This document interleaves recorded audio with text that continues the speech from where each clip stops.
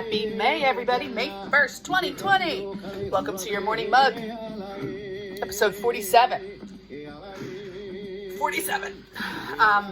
But a new month, so a chance to do a little bit of reflecting on the past month and looking ahead to what's coming up. May is Mystery Month. Mystery Month. Bike Month. Blood Pressure Month. Older Americans Month. Hamburger Month. Barbecue Month. And Salad Month. So is that just something for everybody? Is that balance? Or is it complete contradiction? I don't know. But Mystery Month, so totally excited. And I'm also very excited that it's Pacific Islander Heritage Month. So unlike my other morning mugs that I just, come sit down and do it, I was like, I have a shirt for this. And maybe that's the next 50 days. Because I'm going to make it to 50 with my mugs. I figured it out. 3 more days. Do it. But do I restart the mug? Do I change it to the morning threads? And it's the shirt of the day? I don't know. So feel free to give me feedback on that. So Pacific Islander Heritage Month, I had to go change my shirt.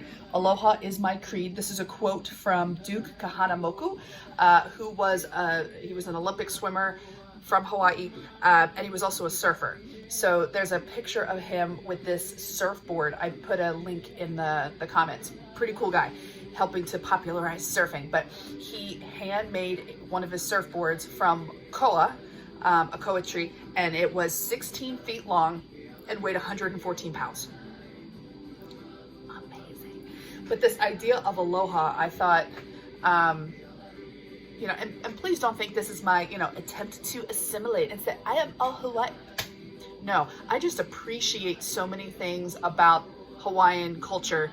And I'm going to, over this month, because it's Pacific Islander Heritage Month, to extend beyond Hawaii to learn more. But this idea of aloha spirit, aloha isn't just hi and goodbye. It's a sentiment of interacting well and rightfully in the world around you. Harmony, helpfulness, unity, being humble, it puts everything together in a nice little package. And since there were so many positive comments yesterday about Pebbles Goes to Hawaii hairdo that I had, and plus it fits. I still have my little wrist lei here that I'm gonna keep. It is National Hawaiian Lei Day, by the way. I put a link in about the complexity of creating leis. Not easy. So today, the 1st, is Space Day. Actually started by Lockheed Martin in an attempt to get more kids interested in STEM, science, technology, and the like. Today is No Pants Day. Putting my news broadcaster music on. Today is No Pants Day. Please, if you're going to be in front of a camera, wear pants. Thank you for this public service announcement. Today is Batman Day. I don't have a mask. But the reason for that, in 1939, this day, Batman appeared for the first time in a comic, part of Detectives Comics. It was number 27. And due to the popularity, 1940 is when Batman got his own comic series. So, Batman Day. International Tuba Day. Props to the tuba players out there. Uncle Mark, represent. National Loyalty Day. Some of you have watched all of the episodes. Loyalty. Thank you for that. Today's May Day. And I said it yesterday, May Day. Not as in Mayday, Mayday, we're going down. But May Day is in over 140 countries around the world, the equivalent of Labor Day for the U.S. So the U.S., and there are a few other countries that celebrate in September. We look forward to that Labor Day holiday as the marker after which you can't wear white pants. But, so I found that very interesting. And Mother Goose Day. Go read a Mother Goose nursery rhyme to yourself or your children today. So, some This Day in Histories. Let's start my news music again. This day in history, 1840. Great Britain produces the first adhesive postage stamp. It was called the penny black because it was a penny to buy the stamp, and it was black. Not self-adhesive as far as like you just peel and stick. I don't know, do any of you remember the like licking this thing? Or the other thing I remember is at the post office, the little container with the sponge. Does anybody remember that? And you would just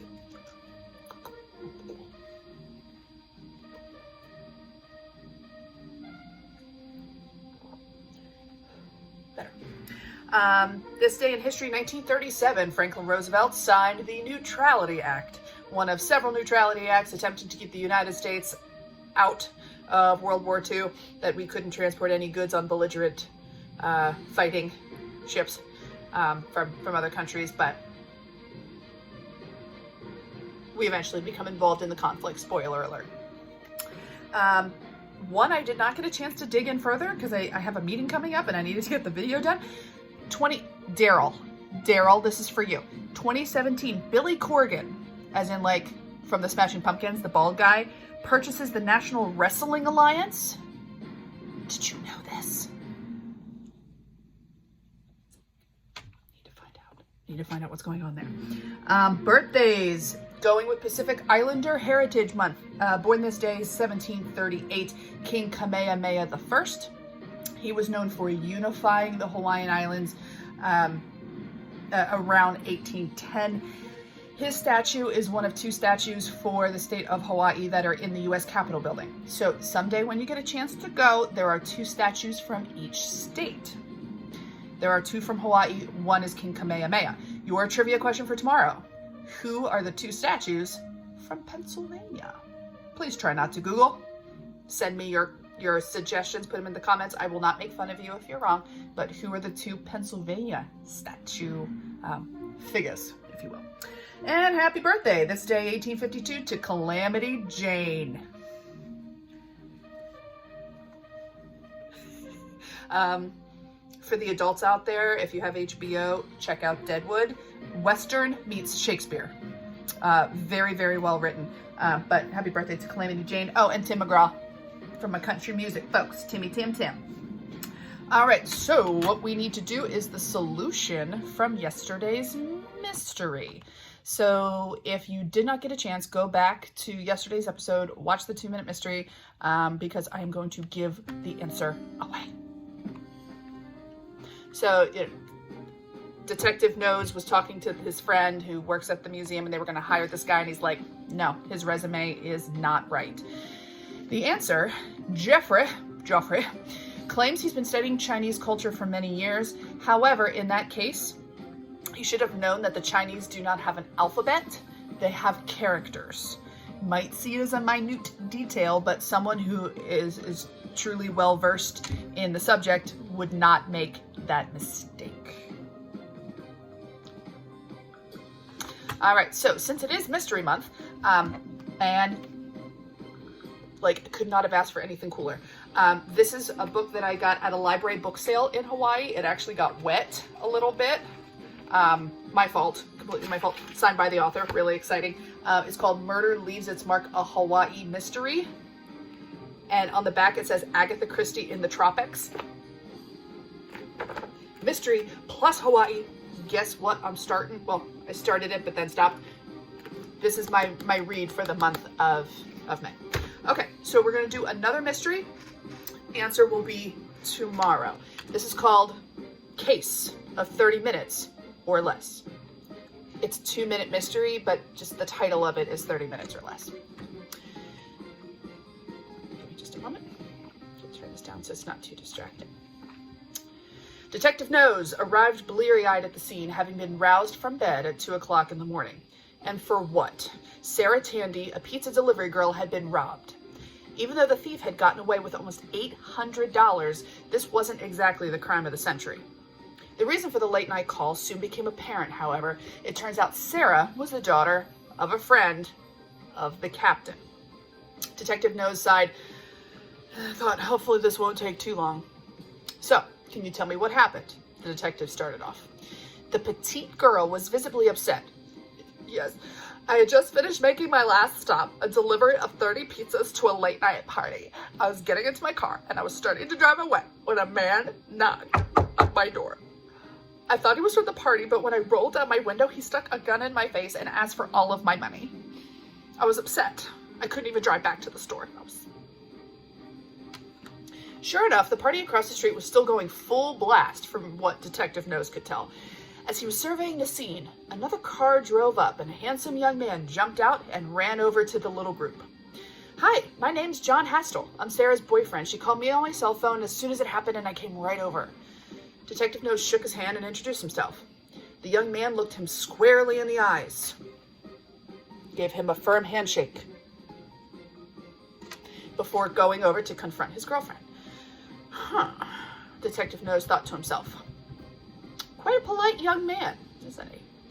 Well, I better get down to it, Nose said as he opened the car door and slid into the driver's seat. He looked through the glove box, under the seats, inspected the rest of the interior carefully. After a few moments, as the others looked on anxiously, he put his hands on the steering wheel, as if he were driving.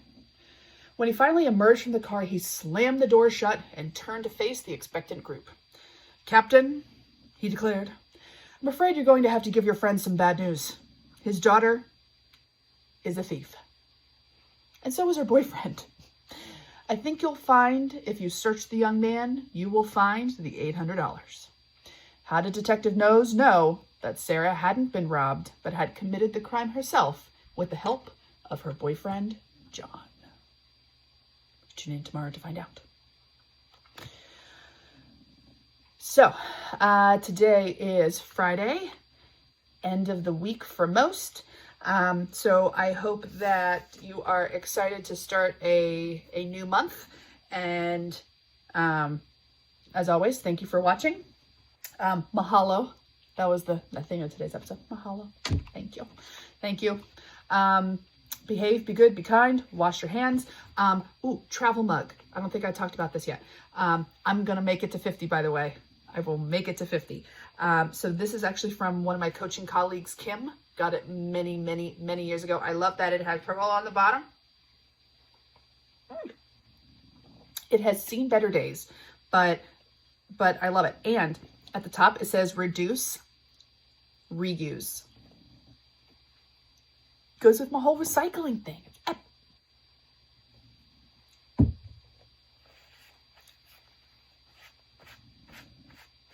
And even though I just spilled coffee on myself, you know what? I still have that aloha spirit.